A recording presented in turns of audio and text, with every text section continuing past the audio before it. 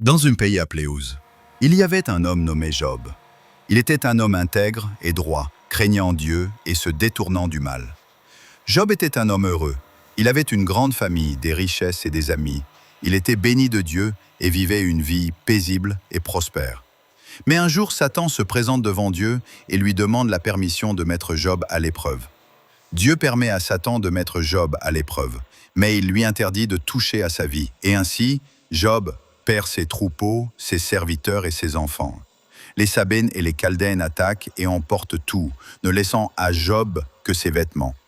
Il se lève, déchire son manteau et se jette par terre, adorant Dieu. Il dit « Nu je suis sorti du ventre de ma mère et nu je retournerai.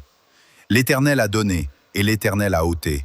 Que le nom de l'Éternel soit béni. » Mais Satan ne s'arrête pas là.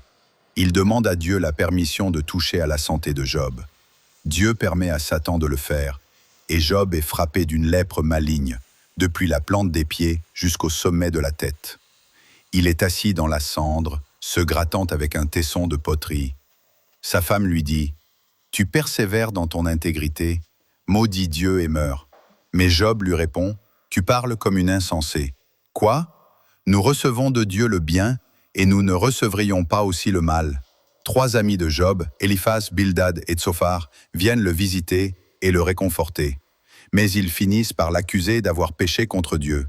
Éliphaz lui dit « Peut-on reprendre un vent? Peut-on répondre à un souffle ?»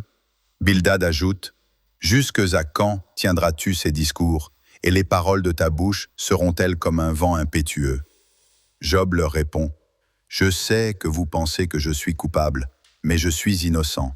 Je suis las de la vie. » Finalement, Dieu intervient et répond à Job. Il lui montre la grandeur de la création et la sagesse divine. Il lui demande « Où étais-tu quand j'ai fondé la terre? Qui a déterminé ces mesures ?»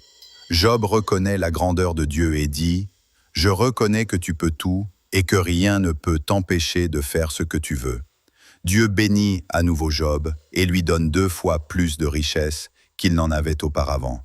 Job vit encore 140 ans et voit ses enfants et ses petits-enfants. Il meurt vieux et rassasié de jours. L'histoire de Job nous montre que la foi et la confiance en Dieu ne dépendent pas de nos circonstances. Dieu est souverain et il a un plan pour nos vies. Nous pouvons avoir confiance en lui, même dans les moments les plus difficiles. Dieu est fidèle et il nous aime. Il nous appelle à lui faire confiance, même lorsque nous ne comprenons pas les circonstances de notre vie. Job a appris cette leçon difficilement, mais il a fini par comprendre que Dieu est souverain et qu'il a un plan pour nos vies. Nous pouvons suivre l'exemple de Job et faire confiance à Dieu, même dans les moments les plus difficiles, car c'est dans ces moments-là que nous découvrons la véritable force de notre foi et la profondeur de l'amour de Dieu pour nous. Croire en sa bonté et en sa sagesse, même lorsque les choses ne vont pas comme nous le voudrions.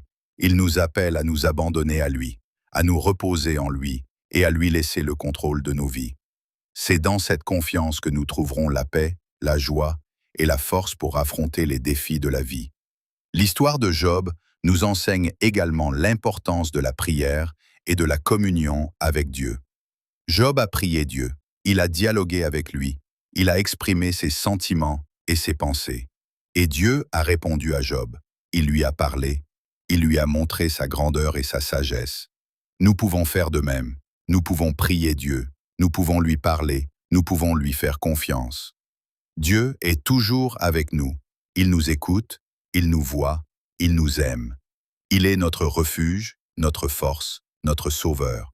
Nous pouvons nous tourner vers lui à tout moment, dans les moments de joie comme dans les moments de difficulté. Il est notre Dieu, notre Père, notre ami.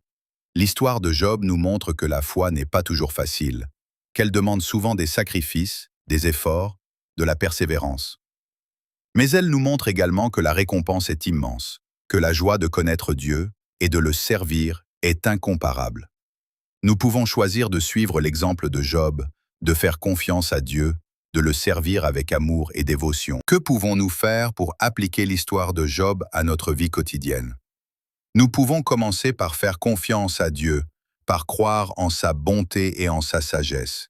Nous pouvons prier Dieu, lui parler, lui exprimer nos sentiments et nos pensées. Nous pouvons chercher à connaître Dieu plus profondément, à comprendre sa parole, à suivre ses enseignements. Nous pouvons également apprendre à être patients et persévérants dans les moments difficiles, comme Job l'a été. Nous pouvons choisir de faire confiance à Dieu, même lorsque nous ne comprenons pas les circonstances de notre vie. Et nous pouvons nous rappeler que Dieu est toujours avec nous, qu'il nous aime et qu'il a un plan pour nos vies. Enfin, nous pouvons nous inspirer de l'exemple de Job pour vivre une vie de foi et de confiance en Dieu. Nous pouvons chercher à être intègres et droits, comme Job l'était, et à craindre Dieu dans tout ce que nous faisons. Nous pouvons nous rappeler que Dieu est notre refuge et notre force, et qu'il est toujours avec nous pour nous aider et nous soutenir. Que Dieu vous bénisse et vous garde. Que sa face lise sur vous et vous donne la paix. Que vous puissiez vivre une vie de foi et de confiance en Dieu, et que vous puissiez toujours vous rappeler de son amour et de sa bonté pour vous.